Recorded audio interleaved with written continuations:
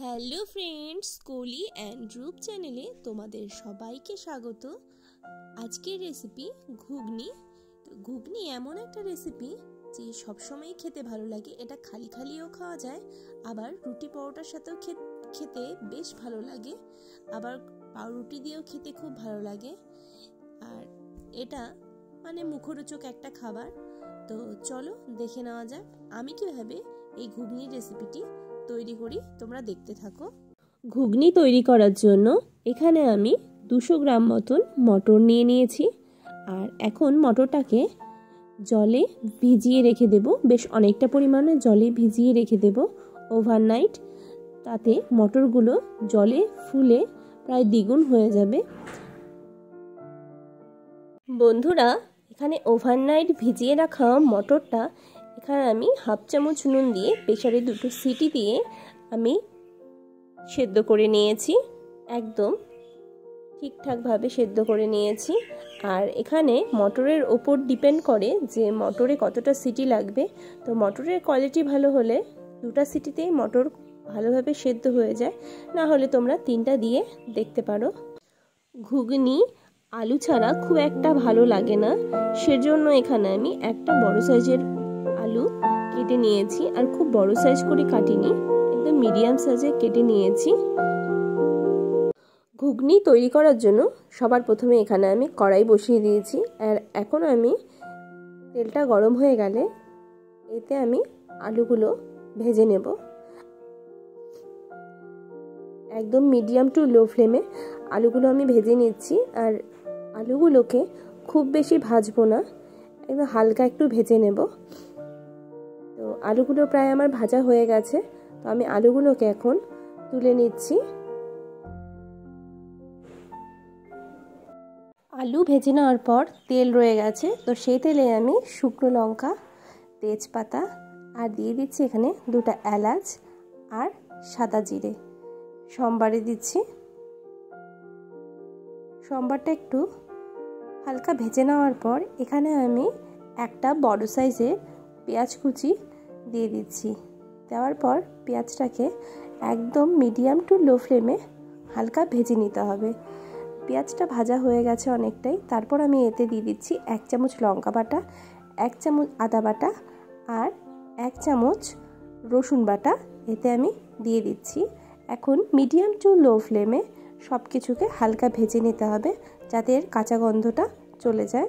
বাটা মশলাগুলো ভেজে নেওয়া হয়ে গেছে। এখন এতে আমি গুঁড়ো মশলাগুলো অ্যাড করব। দিয়ে দিচ্ছি হাফ চামচের মতো নুন, আর দিয়ে দিচ্ছি 1 টেবিল চামচ হলুদ গুঁড়ো, আর 1 টেবিল চামচ জিরের গুঁড়ো, আর দিয়ে দিচ্ছি 1 টেবিল চামচ মিট মশলার গুঁড়ো। তো ভাজা মশলা দেওয়ার পর বাটা মশলার সাথে ভাজা মশলাগুলো আমি হালকা ভেজে নেব। ভেজে নেওয়ার পর সেদ্ধ করে রাখা মটরগুলো জল শুদ্ধ এতে দিয়ে দেব। তারপর একসাথে খুব ভালোভাবে কষিয়ে নেব, মিডিয়াম টু লো ফ্লেমেই কষিয়ে নেব। তো দেখো মটরের মধ্যে জল রয়ে গেছে, তো কষিয়ে পুরো জলটাকে শুকিয়ে নিতে হবে। আর এখানে আমি সামান্য কালারের জন্য দিয়ে দিচ্ছি কাশ্মীরি রেড চিলি পাউডার। সমস্ত মশলাগুলো একসঙ্গে এখন মটরের সাথে আস্তে আস্তে মিডিয়াম টু লো ফ্লেমে কষিয়ে নিতে হবে। তো দেখতেই পাচ্ছো নিচে অনেকটা জল রয়ে গেছে। তো আস্তে আস্তে কষিয়ে নেব, হালকা জল আছে। তো এর মধ্যে এখন আমি ভেজে রাখা আলুগুলোকে দিয়ে দিচ্ছি। আলুগুলো দিয়েও আমি আরও বেশ কিছুক্ষণ মিডিয়াম টু লো ফ্লেমে কষিয়ে নেব। দেখো বন্ধুরা, প্রায় অনেকটাই কষানো হয়ে গেছে। তো এরপর এর মধ্যে এখন আমি জল অ্যাড করব। যতটা পরিমাণ ঝোল রাখবো সেরকম মাপ অনুসারেই জলটা দেব। ঘুগনিটা খুব বেশি পাতলাও ভালো লাগে না, আবার খুব বেশি গাঢ়ও ভালো লাগে না। সেই পরিমাণে তোমরা তোমাদের পরিমাণ দেখে তোমরা জলটা ব্যবহার করবে। তো জল দেওয়া হয়ে গেছে, এখন ফ্লেমটা হাই করে দিয়ে এটাকে ফুটতে দিতে হবে। ঘুগনিটা ফুটতে শুরু করে দিয়েছে, দেখতেই পারছো। তো কিছুক্ষণ 3 থেকে 4 মিনিট ফোটানোর পর এতে আমি দিয়ে দিচ্ছি ধনেপাতা। ধনেপাতার পরিমাণটা আমার কাছে কমই ছিল, তো আমি সেজন্য একটু কমই দিয়েছি। তো ধনেপাতাটা দেওয়ার পরও আমি আরও 1 থেকে 2 মিনিট ফুটিয়ে নেব ঘুগনিটাকে। তো 1 থেকে 2 মিনিট ফোটানোর পর এটাকে বন্ধ করে দিতে হবে। আমার ঘুগনি পুরোপুরি তৈরি হয়ে গেছে, দেখতেই পাচ্ছো। তো দেখতে খুব সুন্দর একটা লুক এসেছে। আজকের এই ঘুগনির রেসিপিটি তোমাদের কেমন লেগেছে আমাকে কমেন্ট করে জানাতে পারো। আর আমার রেসিপিটি যদি ভালো লেগে থাকে তো লাইক শেয়ার কমেন্ট করতে ভুলো না।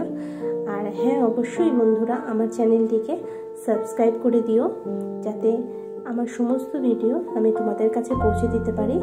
আর পাশে থাকা বেল বাটনটিও প্রেস করে দিও, যাতে আমি ভিডিও পোস্ট করলে সবার আগে তোমাদের কাছে নোটিফিকেশানটা পৌঁছে যায়। প্লিজ বন্ধুরা পাশে থেকো, এরকম আরও সুন্দর সুন্দর রেসিপি আমি তোমাদেরকে দেখাতে চাই, সেজন্য আমার পাশে থেকো, সঙ্গে থেকো। আবারও দেখা হবে নতুন একটি রেসিপির সাথে।